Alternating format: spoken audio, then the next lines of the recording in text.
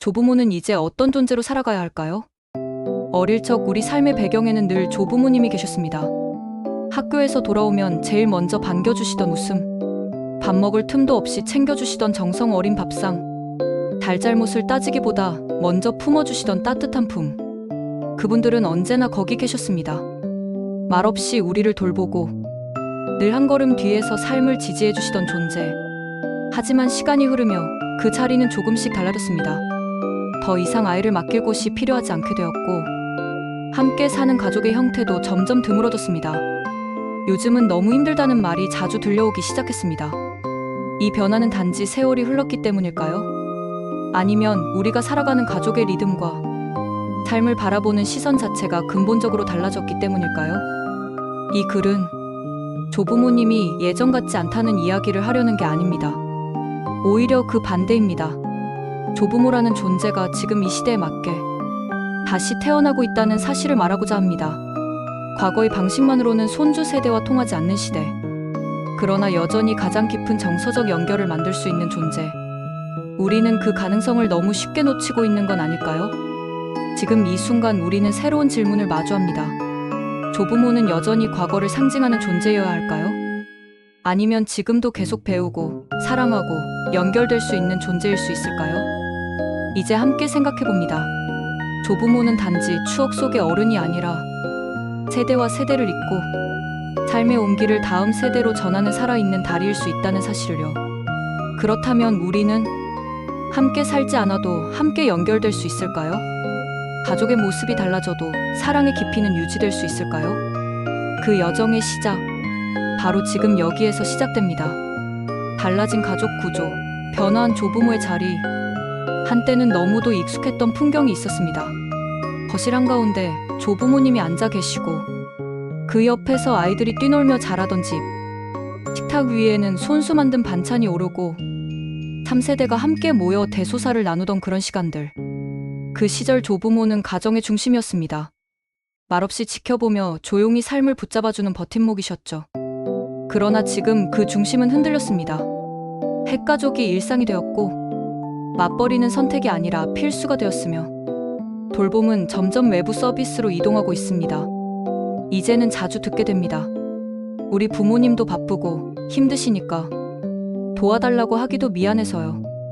조부모님도 더 이상 도와주는 사람이 아닌 자기 삶을 주체적으로 살아가는 사람으로 바뀌고 있습니다.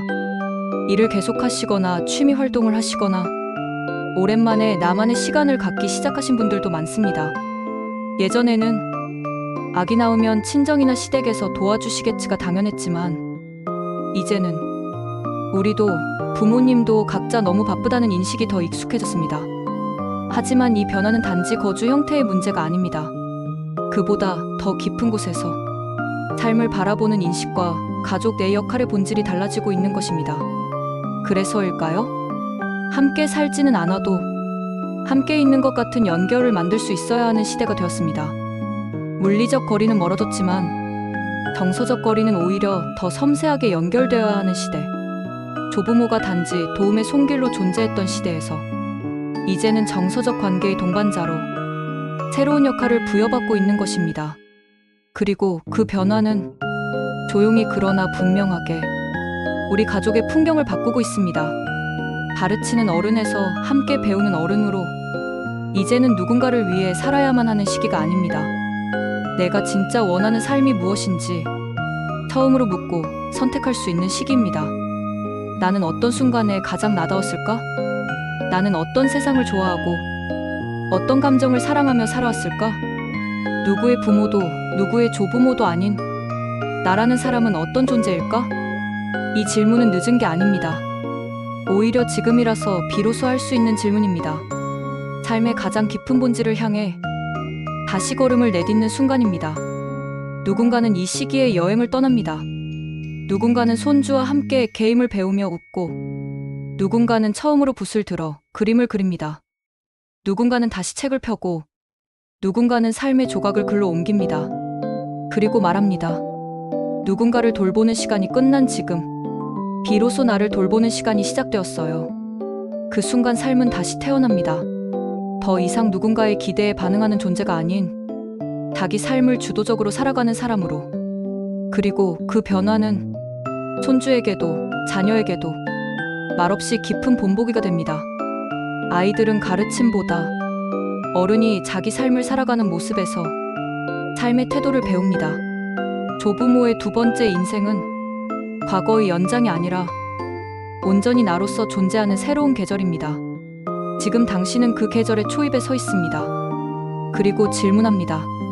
나는 이제 누구로 살아가야 할까요? 그 물음이 바로 당신 삶의 가장 따뜻하고 단단한 출발점이 됩니다. 디지털 시대, 새로운 연결의 방식. 예전엔 손주의 재채기 소리까지 들리던 집에서 살았습니다. 학교 다녀오는 발소리에 현관문이 먼저 열리고 식탁에 앉아 하루를 나누던 시간이 당연했죠. 하지만 지금은 영상통화를 누르기 전까지는 서로의 안부조차 알기 어려운 시대입니다. 물리적 거리는 멀어졌고 한 지붕 아래 밥을 먹는 날보다 각자의 화면을 바라보는 시간이 더 많아졌습니다. 이렇게 달라진 시대 속에서 우리는 질문하게 됩니다. 조부모와 손주의 정, 예전처럼 싸울 수 있을까? 그럼에도 불구하고 우리는 여전히 연결될 수 있습니다. 그 방법은 다만 달라졌을 뿐입니다. 손주가 보내준 이모티콘 하나에 미소 짓고 영상통화로 손주의 얼굴을 보며 하루를 마무리하고 짧은 문자로 잘 자라고 인사하는 것, 사진 한 장을 보고 오늘 참 잘 웃었구나 하고 혼잣말처럼 말해보는 것, 이 모든 것은 물리적 시간보다 정서적 온기를 우선하는 연결입니다. 할머니, 오늘 소풍 갔어요. 사진 보세요. 어머, 이렇게 귀여운 사진은 처음이네. 다음엔 영상으로 얼굴도 보여줄 수 있니? 이 짧은 주고받음 안에 그리움, 참여, 응답이라는 세 가지 감정이 모두 담겨 있습니다. 처음엔 낯설 수 있습니다. 조작은 어렵고 단어는 생소하고 기계는 부담스러울 수도 있죠. 하지만 그 낯설음을 넘게 해주는 건 사랑입니다.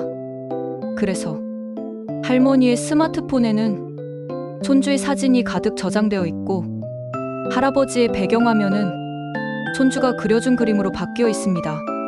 그건 단지 기능을 익힌 것이 아니라 너와 연결되고 싶다는 진심의 표현입니다. 손주는 그것을 압니다.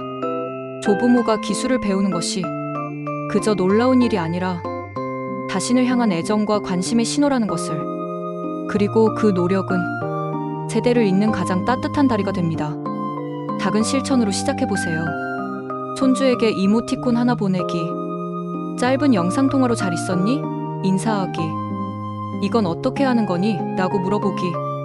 이 짧은 질문 하나가 손주에게는 당신이 나를 이해하려고 한다는 깊은 신호가 됩니다. 디지털은 차가울 수 있지만 그 안에 담긴 사람의 마음은 언제나 따뜻합니다. 함께 있는 시간을 대신할 수는 없겠지만 함께 있고자 하는 마음은 어떤 기술보다 더 깊고 선명하게 전해질 수 있습니다. 지금 그 마음 하나면 충분합니다. 부모 세대와의 갈등도 함께 돌아보기. 조부모와 손주의 관계를 이야기할 때 우리는 종종 그 사이에 노인 세대를 잊곤 합니다. 바로 부모 세대, 자녀이자 부모인 그들입니다. 손주를 사랑하는 조부모의 마음, 아이를 지키고 싶은 부모의 마음. 그 방향은 같지만 표현 방식은 다를 수 있습니다. 그래서 때때로 갈등이 생깁니다. 엄마는 왜 자꾸 과자를 주시는데요? 스마트폰 너무 오래 보여주지 마세요. 그렇게 혼내면 아이 자존감 떨어져요. 조부모에게는 그 모든 말이 사랑을 부정당하는 것처럼 느껴집니다. 도와주는 게 왜 이렇게 어려워졌지? 이젠 내가 뭘 해도 문제인 걸까? 반대로 부모 세대 역시 조심스럽고 예민한 마음으로 살아갑니다. 하루하루가 육아의 전쟁이고 아이 하나 지켜내기 위해 온 신경을 곤두세우고 있죠. 그래서 때때로 이런 말이 튀어나옵니다. 그냥 도와주지 마세요. 우리가 알아서 할게요. 아이한텐 지금 그게 안 좋아요. 조부모에게는 마음이 쿡하고 아픈 말들입니다. 하지만 그 말들 속엔 우리는 너무 지치고 불안해요. 나는 숨은 목소리가 있습니다. 그 사실을 알게 되면 우리는 조금 달리 들을 수 있습니다. 사랑은 분명 같은 방향을 향하고 있습니다. 하지만 서로 다른 언어로 표현되고 있습니다. 조부모는 자신이 살아온 삶의 경험과 정서적 안정감을 바탕으로 아이를 감싸고 싶어 합니다. 부모는 과학적 양육법과 심리적 존중을 중시하며 아이의 자율성과 감정 상태를 섬세하게 지켜보려 합니다. 어느 쪽이 옳고 그르다기보다 시대가 달라졌고 기준이 달라졌으며 서로 익숙한 언어가 다를 뿐입니다. 그래서 지금 필요한 건 침묵도 강요도 아닌 마음을 통역하려는 노력입니다. 예를 들어 이런 식으로 말을 바꿔볼 수 있습니다. 요즘 부모들은 왜 그렇게 예민해? 요즘은 아이 키우는 기준이 많이 다르더라. 너희는 어떻게 생각하니? 내가 애를 키워봐서 아는데 그땐 그게 당연했는데 지금은 어떤 방식이 맞는지 궁금하네. 이 작은 변화 하나가 압박을 존중으로, 거리감을 이해로 바꿔줍니다. 가족은 의견이 같아서 유지되는 공동체가 아닙니다. 다름을 다룰 줄 아는 성숙함으로 유지되는 공동체입니다. 그리고 그 성숙함은 가장 먼저 말을 건네는 사람의 용기에서 시작됩니다. 그 용기를 이제 조부모님이 먼저 내보시는 건 어떨까요? 자녀 세대는 그 용기에 조금은 놀라고 조금은 미안하고 무엇보다 깊이 감사할 것입니다. 왜냐하면 그것이 바로 세대를 잇는 진짜 사랑의 언어이기 때문입니다. 조부모의 사회적 참여, 삶의 두 번째 봄. 예전에 조부모는 가정 안에서 묵묵히 돌봄의 이름으로 존재했습니다. 자녀를 뒷바라지하고 손주를 돌보며 항상 누군가를 위한 삶을 살아오셨죠. 그러나 지금 세상은 점점 달라지고 있습니다. 평균 수명은 길어졌고 은퇴 이후의 시간은 잠시 쉬어가는 여백이 아니라 하나의 완전한 인생의 계절로 자리 잡고 있습니다. 그리고 이 계절은 소외되거나 조용히 사라지는 시간이 아니라 다시 피어나는 시간, 나를 위한 봄이 될 수 있습니다. 이제 많은 조부모님들이 집 밖으로 조심스레 한 발을 내딛고 있습니다. 도서관에서 아이들에게 동화를 읽어주는 책 읽어주는 할아버지, 동네 아이들에게 김치 담그는 법을 알려주는 요리 선생님 할머니, SNS에서 손주의 일상을 공유하며 소통하는 시니어 인플루언서, 복지관이나 학교에서 정서적 돌봄을 나누는 조부모 자원봉사자, 이들은 더 이상 가족의 안에만 머무르지 않습니다. 이제 조부모는 지역사회의 정서적 중심, 공감과 경험에 살아있는 자산으로 새로운 역할을 만들어가고 있습니다. 어떤 할아버지는 이렇게 말합니다. 아이를 돌보지 않게 되니 허전하더라고요. 그런데 동네 도서관에서 동화책 읽는 자원봉사를 시작했어요. 아이들이 제 이야기를 듣고 눈을 반짝일 때 마치 제 인생도 다시 시작되는 느낌이었어요. 그 말은 결코 과장이 아닙니다. 그 반짝이는 눈빛 앞에서 조부모는 다시 필요한 존재가 되고 살아있는 경험이 되고 누군가의 하루를 바꿔주는 사람이 됩니다. 중요한 건 이 참여가 단지 심심풀이가 아니라는 점입니다. 이건 존재의 재확인, 자존감의 회복, 그리고 삶의 의미를 다시 짓는 실천입니다. 그리고 이 모든 변화는 손주에게도 아주 큰 인상을 남깁니다. 할머니는 나이 들어도 계속 배워요. 우리 할아버지는 지금도 누군가에게 도움이 되는 사람이에요. 어른이 된다는 건 멈추는 게 아니라 계속 자라는 거구나.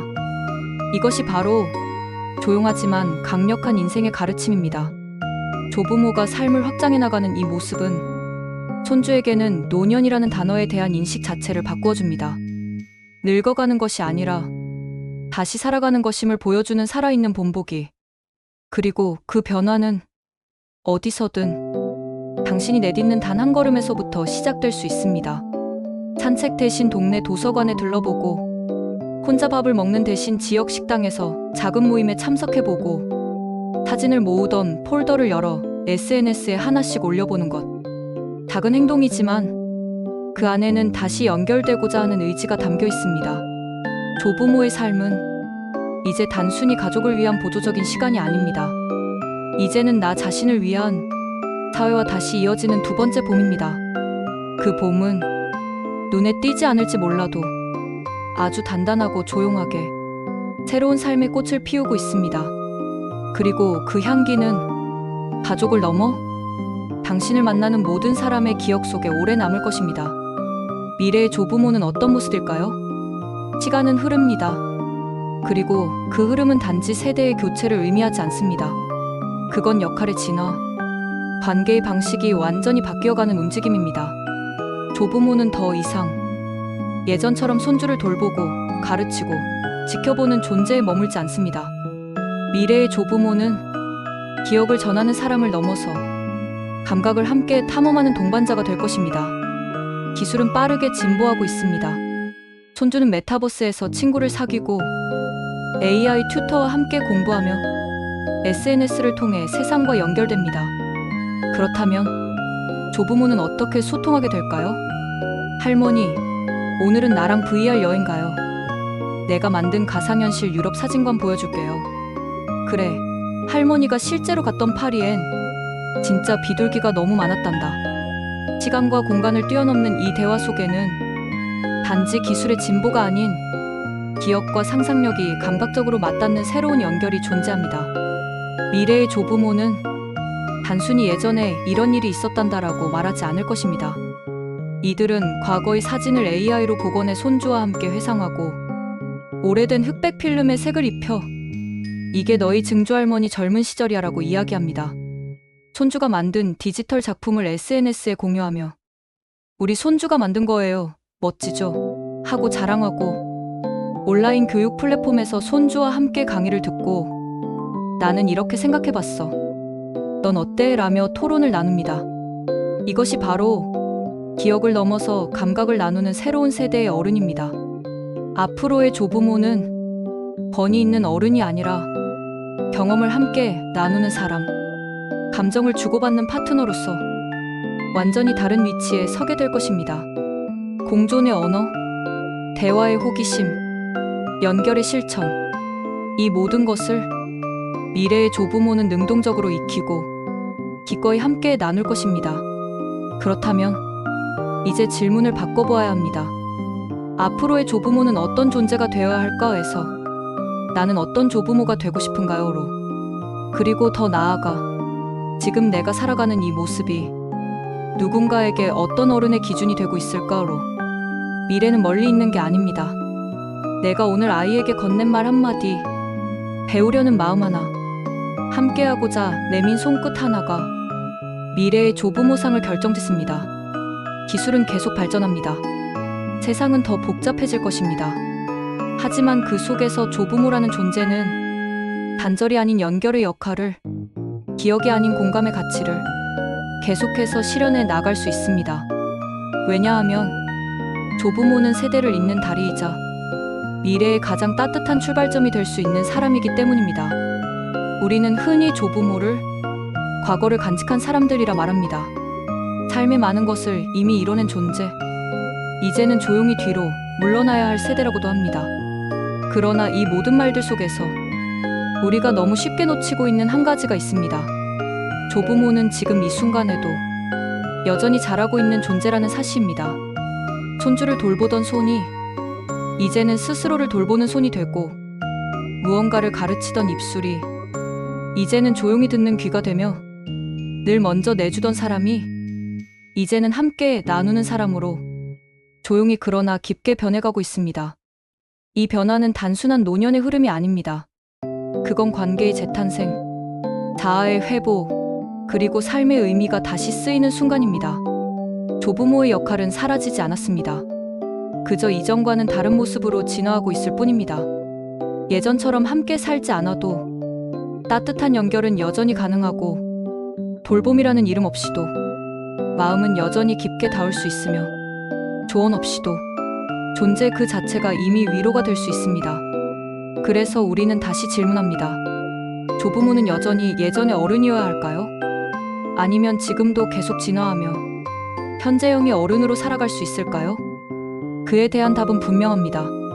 조부모는 과거를 증명하는 존재가 아니라 세대를 잇고 삶을 확장하는 지금 이 순간의 가능성입니다. 그리고 그 가능성은 당신이 오늘 내민 한마디의 따뜻한 말, 건넨 미소 하나, 다시 배우고자 했던 작은 용기에서 시작됩니다. 이제 우리는 조용히 확신할 수 있습니다.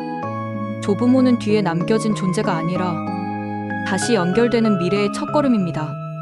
그 걸음을 내디딘 지금, 당신은 이미 누군가의 마음속에서 가장 따뜻한 어른으로 자라고 있습니다.